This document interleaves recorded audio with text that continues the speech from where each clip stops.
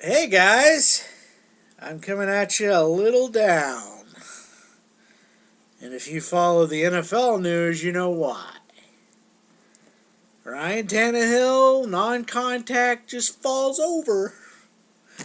And it says no new structural damage. It said no structural damage, which is obviously wrong because he has already a partially torn ligament. So that means he already has structural damage.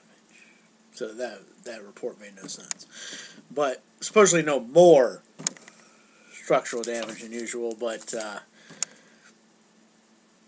yeah, I don't know. Hindsight, you probably should have just got it completely fixed in the first place. But who knows? He's not. They haven't announced. The thing is, there has been like a different report every 2 hours since this has happened. So everyone just reports whatever they feel like, I think, and no one actually knows what's going on. But he may be ready for the season. He may not be. At this point, if he feels good enough to go, you might as well just let him. And then if it goes out on him, it goes out on him in the middle of the season, you know. And he ended up having surgery. But I don't know. I'm so depressed. Because, what was it? I was talking to Drew. You're like, how's the Dolphins looking in camp? And I was like, honestly, like, it's a good vibe. They actually look pretty good. You know, now we got a few holes at guard. And interested to see how the secondary all gels together. You know, a lot of young players. But for the most part, I was like, they actually, you know, like, it's got a good vibe coming out of the Dolphins camp. And then this happens and just, yeah, so I'm depressed. But the good thing is, I got a package in. I did a trade. And some of you may or may not remember this guy. Rocksout10, Nate. He was on here, I don't know, like 4 or 5 years ago, back, you know, around when I started. And then took some time off, and he's back. He actually hit me up on Instagram. He's like, you remember me? And I'm like, I do. So, it says, Brad, thanks for the trade. Always love talking to you, and you're always so great to work with. Enjoy the Parker from Nate Reeser. Rocks out 10. So, you better make a video, Nate. But,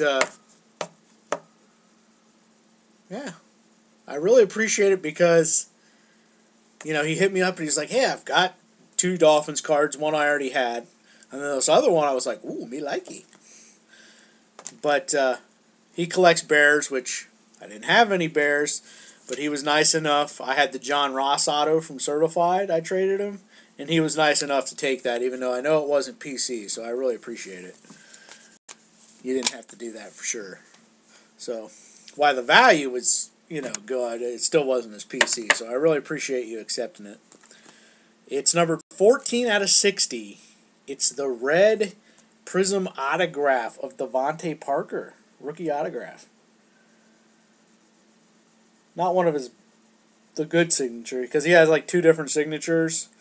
One actually semi looks like Devontae Parker. And then he's got this one. That's the case with most of them. They sign good at the beginning, and then as the products come out, it's like, oh, I don't feel like signing anymore. But gorgeous card.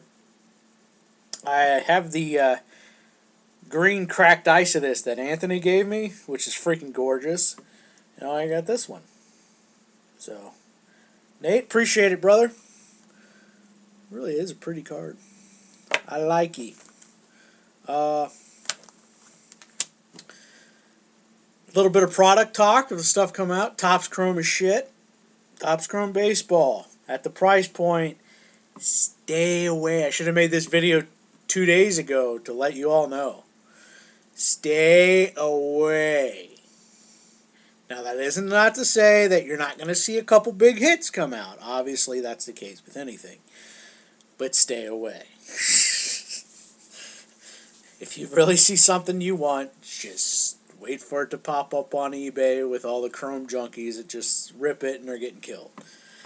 But, especially at the price point it's at, ultimate rapage, man. To give you an idea, A guy opened a case. This shows you that the price point is just way out of whack. Guy opened a case, hit 2 Bellingers and a Judge, all 3 base autos. Barely broke even on the whole case. And that's a monster case. That was a jumbo case. And he says, honestly, I'm just going to break even.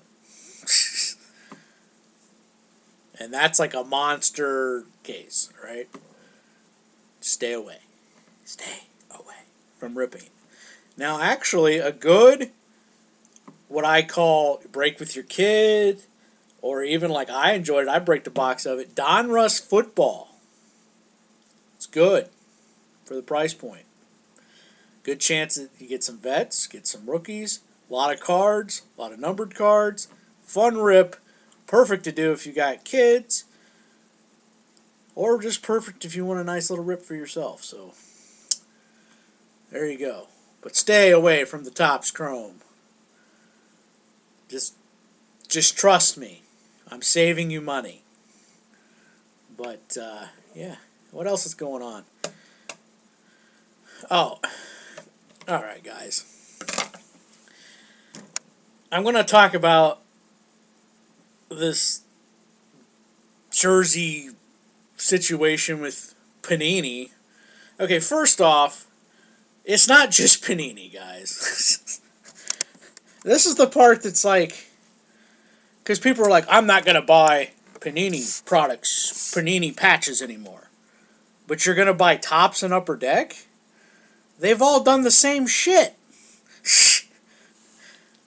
I mean, guys, just get this. If you were buying any relic card, and I've said this like 5 years ago, by the way, it's probably not game worn. Only a percentage of them are. You know, they throw a few. Like if you went to the National and you saw the Heritage auctions, you see what game worn stuff from reputable people sell for. Do you think they're spending that kind of money getting game worn jerseys from all these top players? There ain't enough profit in it. Of course not. They're going to do the player worn shit, or they never even actually wore it. I mean, you know, that's just common sense to me. I mean, there's no way that shit's game used, or at least not a lot of it.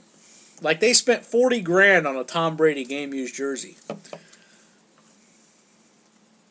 How many people are you going to do that with and make good profit off of it? So, and people are like, it's like Panini's the only one that does it? I could do a whole freaking episode on Topps and Upper Deck patches that aren't right, too. I'm like, I like how it's just like people just think it's Panini.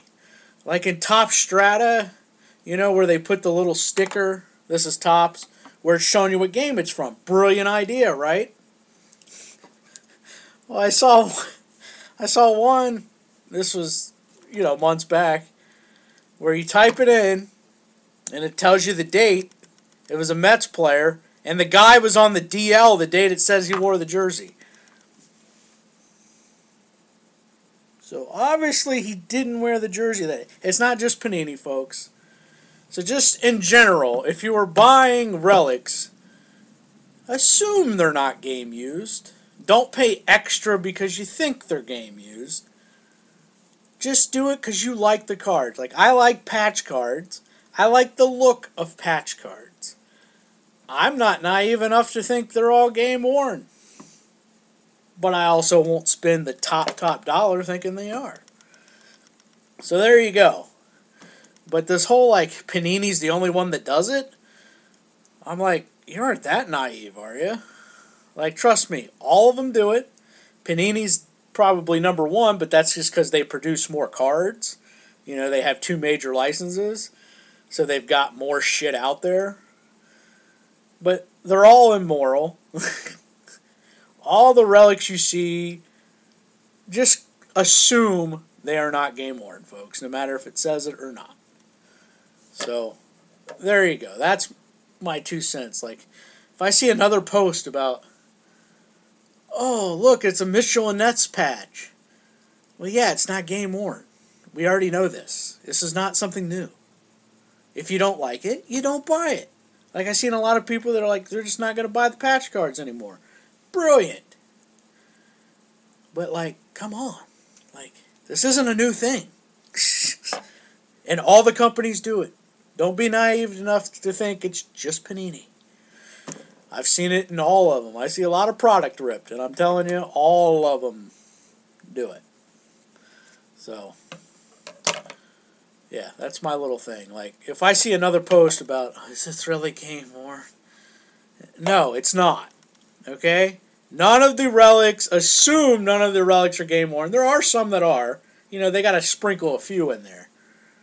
But it doesn't matter what company it is, assume they are not Game Worn when you purchase it. Just do it because you really like the look of the card. Don't do it because you think, oh man, they wore part of that jersey. That's just my 2 cents on the subject. Bye-bye. Maybe I'm still just cranky from the Tannehill thing. I don't know. But I know people give me flack all the time because I just tell them, like, you know, I'm like, I don't really give a shit if they're Game Worn. Because I never assumed they were in the first place. But, bye-bye. Love you all.